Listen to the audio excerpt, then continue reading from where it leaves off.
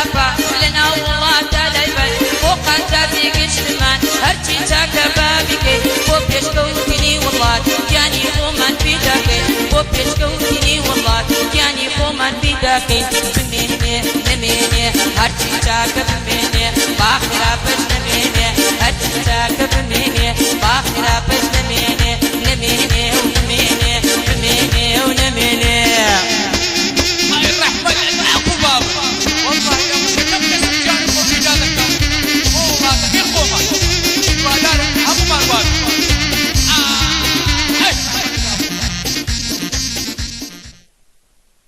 شنو بردكيت هو؟ كرم ولا باش مشكاك هكا باش مشكاك كوتا كرم كم تيجا كم هذا لك وانا كابرات وشم قلت له عارف انا فرقي قلت له باما ايه بتقول بابا مهرو انا فودا بيو بابا ده بكرم داي بابا زين تاع شيبو تشي كرم ما قادر مان قادر ما شي كرم ولا ما قادر مان ما قادر مان كل بي قهرمان كرم بي قهرمان السلم مشينا لو خش مشينا والله لازم قادر وقهرمان تكك لا ولا قريت ايه تيجو كرم تيجو والله قلت له كرسي علي ايش والله مش اول زي ما بنقول لو كرم وحاشا لنيا لا والله بس برك فكر كذا وقلت برك كرسي على عيمه ايه بس في معي هو جاب لي كرسي على عيمه لو بيلعب قلت عملني يوزتو عملني وش من قد ناخذ اول جال عمل واتو ورا اولادي وصردم الشرم بخوي بريم كوري او بابا ما والله صوري ما عاد تشوف ايه دي تسمع هذا والله كرم محتم يدي يعني زين شنو يقول بابا ايه برد يقول مارد يقول صالحي بابا وقت خوي قال عزاب ها او تبريت سي بعمل ولد بشر يقول زور رشيد يجبو ها لو اني انا برد يقول برك مور بمور لو والله ويد يقول نازل او كرم بري وقت خوي تسبو اتو امان ده نقول شرك كده ايه شو يقول عالم مقصود الشرك بقى استا ايه يقول ايه اجا الشرك بكره بقى ايه ده نقول او شر ده بيصالح وشيبي امن او هاب ما او ها ايه قلت تو ادي هاتو هستا ها ده نقول تمن دبي او شر شيء بيصالح وشيء معناه من لحم الشرك يعني لهم شرش بردام لحم الحق كيف شو كاز نبلا على بيش مدان الشيء وزاري هم زين بيش ما بمر ذكر ده سو بدي رام قال بس انا فرمت انا بس سنتي خوش بم بس هنا بشتم ليش تو هنا فرمت انا ايش شديت تذكر يا ايه كل بشتم ليش يقول انا بشت ديش واي في النار ده جارة شو تنابي على احترامنا ما الاحترام ما بس دي نخور دي وزورة اولادي وهاتبي في استمزان داخل كن جنديته السلام عليكم السلام ورحمة الله وبركاته الله ورقرة ها ورقرة حق كل سورك عارف انا كل انا ما بترى لي ورقة هاي كبير يا ريت بابا اوتور رجاه كل وين رشاه في النار دخل كوبوش قلت برمك خبشتم ليش يقول بش ديش والله يا اخوان ما حمد اخوان ورد واز يقدر ما تاخذ وقت خذ سلامش بخير المسلام ده كشتو ما قرعه بلي يا سلام واش تمد كذا اريم برايش تو اي والله يدونا لقيتكم والله لقيتناكم ايه كاتب غي لا راي لقيتكوا ايه لقيتكوا بدناكم وكرم ده سمس حتى شو لكم دول تساوي دري اخوان امن بيمو اوسكو كما بيدي ربزات تساوي دردين مياه ساموني اخوي لا دنوم شه دنوم ايه دبر دنو دبرو دخلت وديشو باشا حكم انا ما يدرامو مو بطنه هاي لو مزريمه والله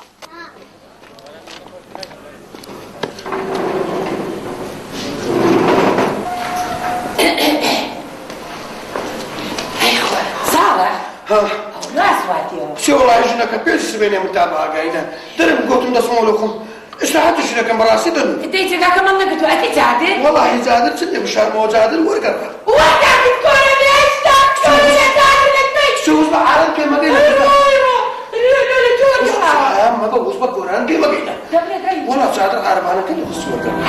أنا والله أول حتى كذا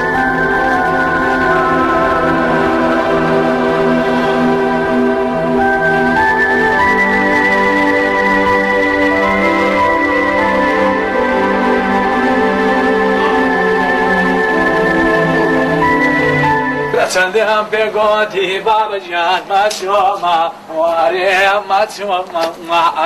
حربانی پرمکا پشتم دشی بابا جان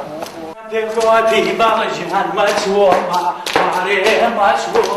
ولا تعال تعال ده بابا تو برايش تو علي والله وابس يا بابا قول ماري ولا انا مستوى برايش تو بس يا زاد درس قرا اخوي لا ولا طاقتك دخو دبروا هذا شو بابا هو بيبين المشكله والله لا ما مستوى باش دبروا دي تمام دبروا ادخل مسنا هاي الأصل اللي نام شو عندنا زان العرباني باب قراتي لزاني بدل شوي باب قراتي نازاني دايا وزنو بابنا بابنا هذا غرفة يدني هو ايه شي لك بدفر مسامنا شو بنو والله انا زان دابا خوتك بيت تزعم غطي وانا غطي وبنو والله بلا متي كرم والله كرم هو اختي خوشي بقى نجدير وسقط أنا بس أوجه بس سقط هلا بلاغه وسقط اليورد وردي قلت ما تسقطي انت سقط كل سقط يا بمين يقول بس زين كذا وين بين خمامي عم زين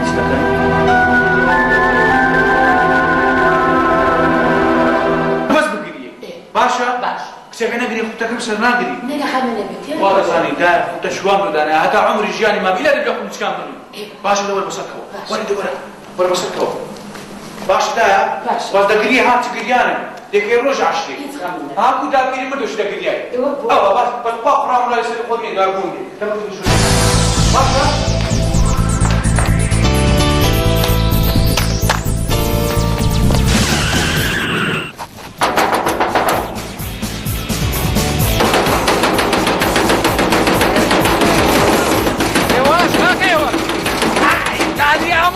السلام عليكم. عليكم السلام. عمو زباب مام لماريا. علي ورا ماريا. قاش. نور ده ايش هو؟ لا وكان اللي قاع. في شيء نور ما يدخل. راسي مامك بقول بانهم. هلا.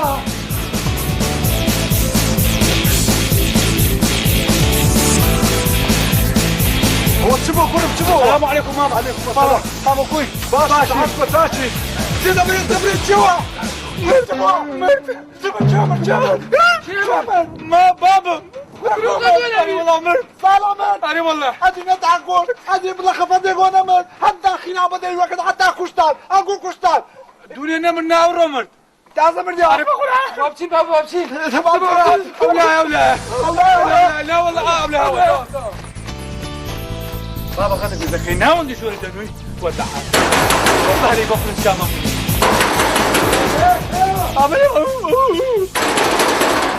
هاكلهم زاد الشيء خارن الشندري خلينا مالك شندري انا قلت انا بازار يا شيخ قلت انا بازار يا ولا مالك خومه بلي ماما بربو زري يا خايا بابا مرت كو اين مرت لا والله مرت بلاستر والله مستفزدمو ها ماما خاره اسم بام بزانه تودي خريده بلاستر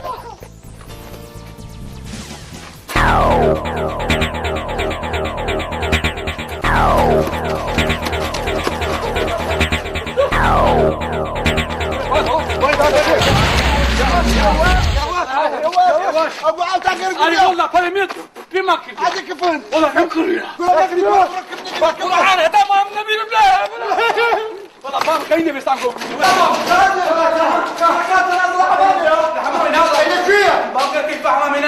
والله انا شو المشكله مش تعمل بيها والله مرت بابا بيها بس لك بروك فينا ولا بقول عنها تمام عايزين بس انا كده شيء بتعادي بابا شاورت انا كده شيء والله خيرك تسكاي ماما ماما بقول بام بابو الباب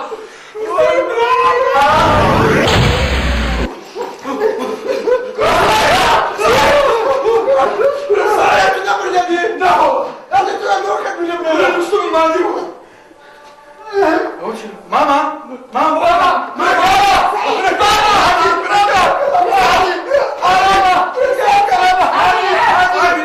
سعيد زادر كانوا بابك برديا عم درون كل شلون بابك تدريو تخوا راسنا ولا سايد ريو كاينتو او كان ساتي اللي بكوتوها وبركاته هار وزيعتان خوالو مسؤولي يا ربي خو كزنا خوشنيا الحمد لله عملش درم خوايا انقو صاحبن لقد هم مسلمانه الله امين خويا من قيصر نخوش خير والله قورنز ما استاثر مامبو اري سعيد بدردي كابرا قلت خير اخو لفردينا ايه كل كاكا لبصر ماي بخوي توشي نخوش قورنز ومورنز ما قلتم باخهم قرم دا بوشم باخم حارقش دكم قلم نرم دبتو سلام الدبي ان شاء الله يا اخو ايه كاك بخيراتنا وكابرا هناك نقول كاكا ما مالي خوتي سيبا خيراني بخير بيتسال او تساوي منش كل لما يجي بخيرات الماكل او صاحب اما لا صح حاج سعيدي بخما ميوانين او صاحب مارا ممنون كاكا بخير بس والله يساوي او تمشات كم عارق لك کورە کاک ئەدیا من نارێم نەخۆشم دوایش تشتشکم لە دری بوویتە مەلەق نەرچی ئەو کەسانی دەرن گەرمامانە گوتم با زۆری لێ بەرکەم مشكلة خود اللي قرنكا لو لقيتي فرمي قرمامة ئەمن تێکەری مۆزوع ئیژلان مابوو خوشکم وەڵە لەگەتوم نییە باش كاكا بله سعيد بعمل السعيد راه دەست پێ بکەم فهم كاكا ئەمە بازە دیاردەشی دەکەین با ڕئیسین گۆش وەردەگرین بزانین ئەو دیاردێ بمینێ یان نەمینێ ئەخە چی هاي ئێدەڕاو باسم کردیە کاکە با نەمینێ با بمینێ باشترە برام والله منیش دڵم با نەمێنێ وچیوە ولا بردیە وەرەکەت یەک دەقەڕا بزانە کابرا بەتەنی لێکوانە سەرمان لێ شێواندیا ئەدی هەموو عالەمی تەمەشامان دەکەن ئەوان کوشتەرێنی ناو شێوێ دەرێن باوجارە من یەکەم بم بزە کورە بەسە دەی فەرمو ساڵێ نامنم نا با ساڵە بزانستەری کاکە ئەمن دەرێن با لە منەوە دەست پێکا ئەمن دەرێم نەمینێ چ نەمینی کاکە شۆفەر نەمینێ حەفارە نەمینێ گلێدەر نەمینێ ئەوە جادەی ئەوە دەکان ناوی دەپەستەوە عادیلە عاتیلە نەمینێ حتا ئەو شتەی عەبدی قار دەقەنێنی خاکە راسش نەمینێ ئەوی خوددا غەزەبن لێ بگری هۆی باشە باش ئەخە سبەینێکە مسلمانێک ئەمری خوای بکە باشە بچ عادیل و هەرکۆری سعیدە منی خۆی وە نارێمی قەبر لێدان نارێم کوێت و بە مناری لۆمە ئەوشتان نەمینی کاکە ئەوانە زەروریە ئەوانە لۆ خەرچی سرعات دەکە ئەو شۆفەر مۆفرە هەموو لۆ چاکەی مەیە کاکە با لە ماری خۆم ڕادەست پێکەمە من فەرمو هاتینە علاسەڵ بەو چ لەی دستانە جادەمان لۆ دروست دەکەن جادە دیتیە تا بەژنی زەلامی دروست کرێ یعنی کۆرانتان قۆلە کۆران قۆر بووە حتا ئێرە دەکەوێ ناوێ باشە تو بیچ دەرێ پێش دەکەی تو بیچ دەکەی یعنی پێش دەکەیت دوان هەر کۆری بە شۆفەر و مۆفەرە ئەدی لۆ دەرێ شۆفەر نەمینی باشە وەڵا ئەگەر ئاش بکەنەوە ئەنگۆ هەمووتان عقوبە دەدرێت عقوبە و غەرامە دەکرێت غەرامە دەکرن 2 ملیۆن دینار دو ساڵە ئێستا تو قسەکەی زۆر جوانیشە بەس بە ئەمن بەعاریت کەم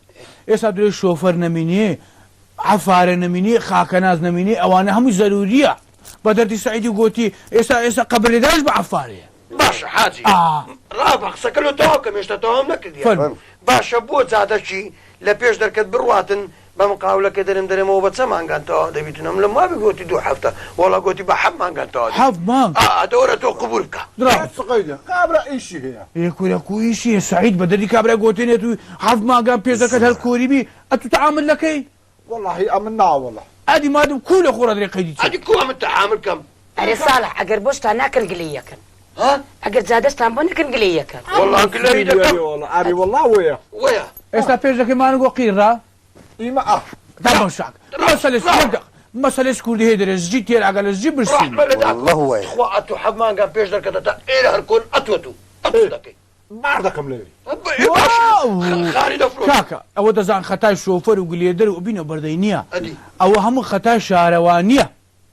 شارەوە ئادیکو شارەوانی پێویستە کاتی لۆدانێ دەبینی هاوینە 3 مانگ هاوینە 3 مانگ بوارە 3 مانگ دستانە 3 مانگیش پاییزە وێنە ئەو 3 مانگەی کە خەڵک معتەل نابی و نابێتە قوڕ و قوڕاو هەر دەستم بەو 3 مانگەی ئەو پێداویستان تەواو دەکەم دەڕاحمەلە داک بابێت بەڵام شارەوانێت و چلەی دستانێ هەستی ئەو جادێ هەر کۆری موعیدی 7 مانگی بدێ بێ ئاویش نەڕژێ وەڵڵاهی ئەوە وەزع نییە ئەو مشکلەکە حەلکات بەس با شۆفەر و گلێدەر و ئەوانە بمینی بەڵام بەو نەوەعەیە نەمینی ڕاحمەلە داک دەفەرمو کاک عادی ئەمنم بۆ قورعانی ئەو کابرا نەیری هاشە گاشە ڕاست بەزک دەدا سڕێ خۆم دەفەرمو لۆ چم کردیە کاک عادی ئەمنیش دەرێم با کە ناز نەمینی یارۆ کورە باشە باش ئەخر کە ناز نەمێنی حتا کولی چاوز بردی هەیە خوا لە گۆڕی مردوو وەڵاهی دەرێ بڕۆمە برد ناوەڵە داشە کورە دەزانی ئەوە چ دەرێتر مام سعید ڕاوەستێ کاکە ڕاوەستێ توار بە جواب دەی لەو مەوزوعانە دەڕاوەستێ با تێتان بگەنیم بزانم لۆ نەمینی دەفەرمو کاچی من هەفتەی بەعارە عار جارێک دێتن یەک جار ئەو کە ناسە معقولە هەفتەی جارێک زبر بێتن کاچی من خوا قبورەکان لە هەفتەی 1 ڕۆژ دێتن ڕۆژەکەش دێتن کەپسی لێ دەدا لە پێش مارت هەر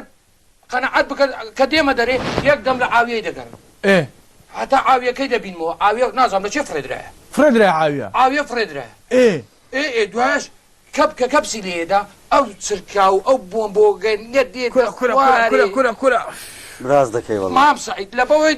دەرێم نەمینێ بە قوربانی چاوت بم ئەمن وەم زانێت و لە ڕچێمەوە دەرێ چونکە ئەمە ناسیارێکمان هەیە لەگەر ئەوەیە يعني معاشوكي زور كما لو خوي بيو بري واش دسيتن دو خدمتي شكورا كاس هي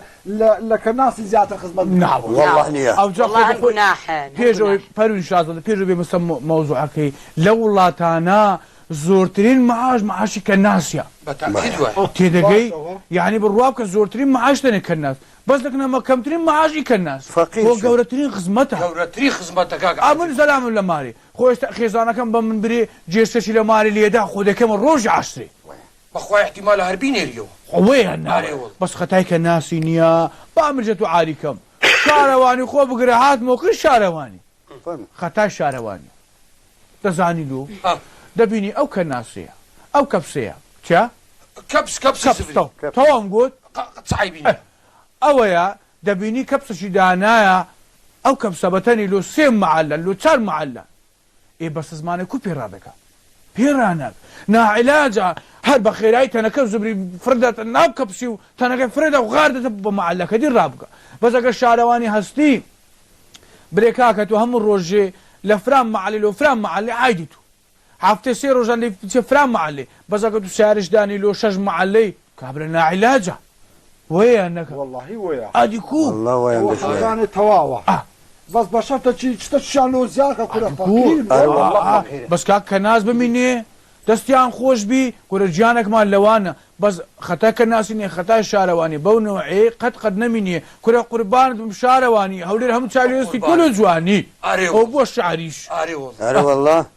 اديكو او دكاك اقول ده فقير وفقارتي بين الكابره لو خوي كاسبي دكاناك او مشكله الرحمه لداكو دفر مخالد كا درنا وسما دام امش باش تشي بينا بزعن تسيوا دفر دو بزاين تشيها والله امن لقى او بينا وبردي او امش درين با كاكا ما تابونا نجي كل اللي خور راقصينك يقال له خور ابري نميني اي كره وكولا غورا امش دارشتك من ادري ده دفر تابونا مني او زين لو درين او تشكو بتمانه خاني بكري اي كره كاكا من ساعه قبل يتوقع عندك ري بس كاتشي من امن العانه شديد لما بزاوي داده سعيد راح وسط اتباسي تابوت كسر درقتم يقول عمو هولير هم شويه كان بتابو كقول الهولير يعني كابو اي بويا اي او زبانه مين تابونا ميني هاي اي يا خمالو ميوانا دنا دليقرا حاج انا مزان تابويا والله دريم اقرشتك من دزبي دز دما او شوفرك يدرن مين دايما من او ما مزاو قتيو سركاري زو خركك اللي دن ما تختي دارتوش لو زعمي باشا لو اتو بريت امن او روجيت سي مزيتي كابرا قلت كاكاتو لشي دادنشي اي دراز امن معترف لو نمزاني بريم نلا قندي دادنشم نلا شاري دادنشم والله ويا ايه باشا عمل لما مزاوي دادنشم درم قندا اي قنيا ايه ولا قنيا معناوي تابوجنيا درم شارع معليا اوجنيا يعني امن لنا وندي راماي مو كابرا بمن تيكني قوتي نازاني خلشين دريا هات مو لري لركانيا سيسا قوبار من الريسم دي خوم دا قوتي بخول خدا خوم دا قوتي ما تولد ديلك اللي تشدان تصالا لو كهرباء هي انقو هدكونيت ما عامود هي عامود ماني كهرباء ماني صب ماني كرا يعني خدمات هي ها مشتك كاملة او زكاكا هات مو لخدشي بزي قوتم علي زمعات امن او رزور مخفل لخون قوادي امو خدشي درينا قندي شعر قوتي النازاني اوانيش نازان قوتم معناوي هل امني ما نازانم همو خدشي منطقي ما مزاو قطع يسرقال نازان للشاري دادنشن يلا قندي دادنشن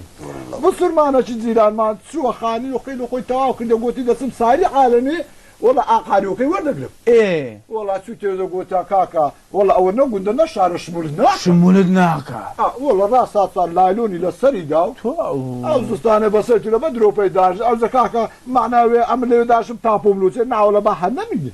نعم سكي جوانا سكي زور اقول لي كان يخوي باسكت بس اقا تابو نميني او هوليرج معتلك اي والله بس كاكا بريبا تابو بميني بريبا لو ما تابو كان تابو لو نستي اي والله كاكا او دعتو بيبري كاكا سكي زور زوانا امريج عصدك انجو ببيت الشار كبو الشار يعني تابو ويا انجو خوتان بشار دادن وين ها اديكو اوش مان هي اوش تدريج كان هي نفر زور هردغري تسيبي دري دار بازنري كورنا انا كوستري كوستر وليموري رحمتنا باب كوست استاندي او شارع حتى اخي دي ودغريتو على صار كل شارع دانشتي دبي ان شاء الله لوش تابو دكريو تابو خونا نستيا هەرین گۆرینە زۆریت کەشوەیە زۆریت کەشوەیە ئەجانگۆ عقاری شمولین گۆ ناکە نابەسەری تو تا هەنیا برێت ئەگەر چار فلوسۆکەتی خۆ لێ دەگەریش نالە خۆت ئیشاڵە لۆنگۆش دەبی کاک ئیشاڵە بەدری تو دەبی ڕاوەستە کاک حاجی ڕەبزەم دەڕوە والله وين هاد بروم سرام هنا لۆ دیارە بەسڕێ من هاتێ جارێ بەسڕێنی لە فڕی ناڕێوە وانەوەستاوی لا انا بريم نميني نقول زابدي فەرموکە ڕاوە منی ژەڵم بانەمێنێ لەگەڵ قسەکەی منە ئەوش دەریتن قسەکەی من تەزدە لا قسەوی نەکەیوە ئای قسەوی نەکەیوە من ئەڵێم بانەمێنێ چ نەمینێ شتێکی هەن گەورەیە لەسەر دڵم هەن گەورەیە لەسەر دڵم مەگەر خوا بزانێ باسی کەس بەڵام باسی کۆڵانی خۆمانەکەم بڵێ چ کاک حاجی غروری بانەمێنێ مەغرور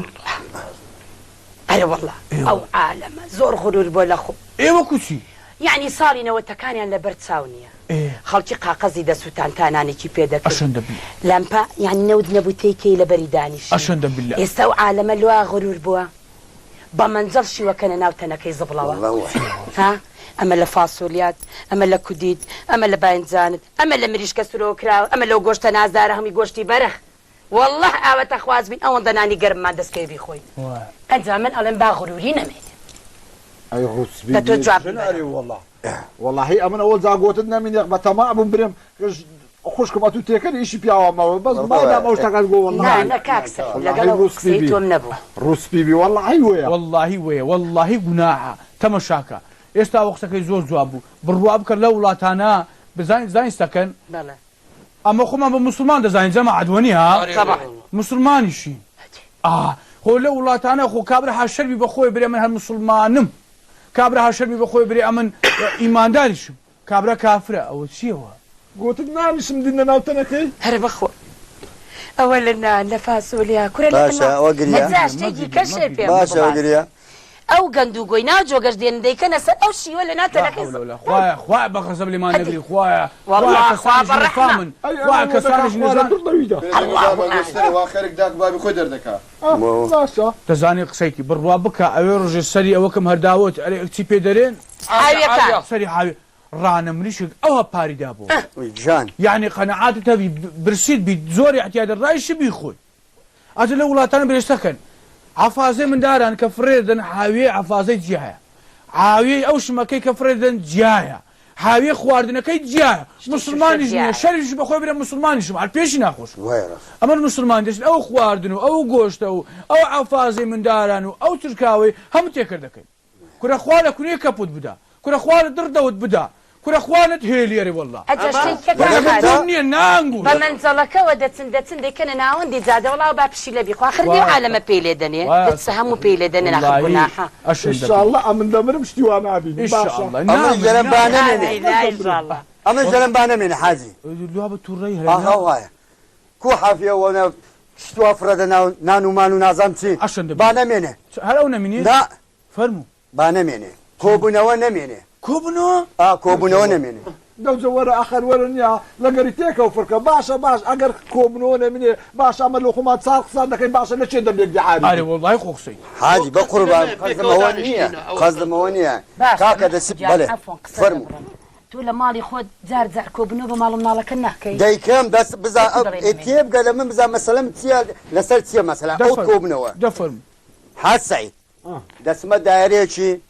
دایرە دەبینی سعات هەشتا ئەمن ڕاوەستامە لە هەشتەوە دەبتە نۆ هەر ڕاوەستامە دەبتە دە هەر ڕاوەستام دەبتە یازە ڕاوە دەلێم کا مدیر کا زەمان دەلێم مە چ ژۆرە کۆبوونەوە هەیە ئێکا کۆبوونەوە لۆ خەلاص نەبوو سەعاتێک دوو سەعات سێ سەعات هەموو دایرەکان خەزمەوە نییە دایرە ئیشم بە دایرە دەسمە دایرێکی ئەیزەم لە دەسە معامەلەم لەسەر دەسمە ژۆرە دەلە کاکە بڕۆ لە دەرەوە ڕاوەستە لۆ وەڵە کۆبوونەوەمان هەیە تخوا حاجەوە کۆبوونەوە بەلێم با کۆبوونەوە هەر نەمێنێ وەیەوە نییە والله ئەوکانی نییە تێهی ناوە تێهی ناوە بەس ئەمنیش نییە ئەو هەلە دایرێنێ چۆکم تووشی سۆفانی و حەد ڕاوەستا چۆکم تووشی سۆفانی لەگە ڕاوەستانی نا محمود کۆبنەوە بمینی ئیشتیماع بمینی کاکە کۆبنەوە شتێکی زۆر چاکە بەس ئەتو برێ با نمینی لە کاتی دەوام حەزی قوربانت بم کەس هەیە اختیار هەیە مثلا ژنە پیرە ژنە ئەوە دەستە بێنێ سەعاتێک دو ساعت ئەو هەر ڕاوەستە دەستە ژۆرە زەحمە نەمی دەرێ مدیر کۆبوونەوەی هەیە حاجی بە قوربان گەن دەستە ژۆرە کۆبنە نازە بۆ کۆبنەوە خلاص نەبوو ئەخ دایرە کودەوات تەمەشای مکە ئەو مدیرەیە ئەو کار بەدەستەیە ئەو مەسئولەیە ئەو کەسێک کە خەڵک چاوی لە دەستی ئیشەشی لۆ بکە پێویستە ئەتو ئەگەر تو درسۆزی ملەتەکەی خۆیت و ئەگەر درسۆزی دایرەکەی خۆتی ئەگەر خزمەت دەکەی بەڕاستی پێویستە تو کۆبنەوەی بێخێ پاشدەوە ڕەحمە لە داک و باب ئێوە نییە سعید ئەمەش ئەوەم بەڵامە تو کۆبنەوە بەخۆی دایرە 4-5 ساعتەکە هەرەندە ئەتو سعات 9 دێ هەتا سعات 12 کۆبنەوە توێە کاکە هاشا خۆ ئەوە خەڵکە حیوانی لە سجادی ڕاوست حاشا نگو تو مدیر باش وەمەری زۆر کەسی وەشی من بوو دوای گۆڕا ویان گۆری زۆر کەس گۆتی باشم دوای خراپ بوو خەڵ مدیرانە با بگۆڕن بەس هیوادارم ئەو کەسێک کە دەبێتە مدیرەوە کە دڵسۆزە کۆبنەوەی بێختە پاش دەوام ڕەحمە لە داک و بابەت ڕەحمە لە داک و بابەت توش چێ کاکەوە خۆش بیا وەڵڵی گوتم یەک لە پیاوە گەورەکان چوویمەکردی لە کۆبوونەوەی بە 3 سەعاتی نهاتە دەرێ وەڵڵا لە کۆبنەوەی بووە ئەرێ بەخوای لە کاتی دەوامیش ئەجە خۆ کۆبنەوەکەشان خۆ ئیشی دەوام نی ئیشی مشکلی هاردم مردی من ئەوە وەی زانێ خۆ بچێ دەرێ فەقری لە ژۆری نەنووسیە ئەو لاشتە کۆبنەوەی نووسنی هەبوو بەخوای احتیمالیشەوە ئەوجا تۆ زانێ کۆبوونەوە ئەرێ وەڵات چاوەڕێکە لە دەرگای ئێستا تەواو کاکە باسی مۆزوعەکەی خۆم کەم فەرموو کاکە زانم مەقسەدم چییە والله ئەو ما بۆرێ والله ما بوو ما بەس قسە ناکە دەڵێ بەحسە سڕێ خۆمە ونیە فەرموو ئەزا من نارێ دۆ ناری کاک کوێن گوت بوومە ئاخر کە خال کوڕمە تو دەبی دەڵێ کە گەورە قسەی کردگسکە دەبی لێ بکڕی قسەیان لێ بکڕە قسەی باش بەکەر کردی قسەی خراپیش جار هەیە بەکەر کردی دەشوێ ئەزە بزانە ئیمن لە هەمتان بە قۆترێن فەرموو با نەمینێ چ نەمینێ کورەها ئەو دوسرانیان کردی خەرک پێدەپارتەوە دوستی پەڕینەوەی نەمینێ با نەمین و تاو ێ باشە باش لۆ ئێ کورا دەو زۆوەرە باشە باش چەند پارە و پولی هەمان بوو هەمومان هینە لەو پرد و مردانەماندا ئێغێر هەتا 4 بسوما ئیسفادەی لێ بکاتن بڕار بزان مەقسەدی چێکە نەمینێ بزان مەقسەدی چێک کاکە با من تێتام بگەینم ما سعید چاوەکەم ئەیە ڕۆژێ هەبێ ئیش بوو چم ساعتێک لە خۆم دانیشتمە دیار ئەها یەکەیە لە سەشێسی زۆر لە پێش کولیەکانی شەیە باوەڕ دەکەن ژماردم 50 6 هەفتا کەس ئێستا گوڵانی برن بەسەری پەڕینەوە بەس نەپەڕینەوە هەمووی هەر لێ بەس ڕستفەکەی عالی دەبوو شەقاوەشی داوی دەست تێلەکەی بە سێنە دەکەن یەکەش کە اختیارێک ئەتو نەبی خۆی ڕۆژ لە شێسی دەپەڕیەوە سارە لیدا دوجا پاسکل لێدا جا ڕژات بکەنێت وابوو بەسەری تو عاجی فەقری اختیارەکە دەپەڕیەوە وەختەشی تەماشای ئەوە کێکی دەکرد عاجزرەکە لۆ سارە لینێدا تێی هەردا ئێستا شکم سعید هەونیە باش غێر دەستت دەگرێت دەست پەڕادەوە شتاک دەبزانی بە هەوا کاکە لۆ دەستی بگرم ئەدی کاکە حکومەت هەتا دروستی کرد بە چ عارەچی ئێستا دروستی کردە خەرک بەسێ ناپەرتەوە شەکەی زۆر جوانە کاکە ئەمە نارم ئەو دسترە نەمینی ئەمە دەرێن بمینێ ئەمە دەرێن بە خۆمان نەمینین کە بەسەریدا ناپەڕینەوە دەفەرموو حکومەت یاریێمی کوردستان لۆچی کردیە خەڵکە ئیسراعات بکە خەڵک تووشی دامی نەبی خەڵک تووشی کێشە نەبی لە پێش کولیەکان کە قەربارەکە کە دەوام بەرەبی لە پێش لە شێشتەکان کە زۆر قەربارەکە پێویستە خەڵک لە خۆی بەسەریدا پەرتەوە بەس دەبینی کابراە کە فەرم و ناپەرتەوە سار لێدا ئەمە چ بکەم کاک هیوادارم پردەکە بمینێ بەڵام ئەمە بەسەریدا بڕۆین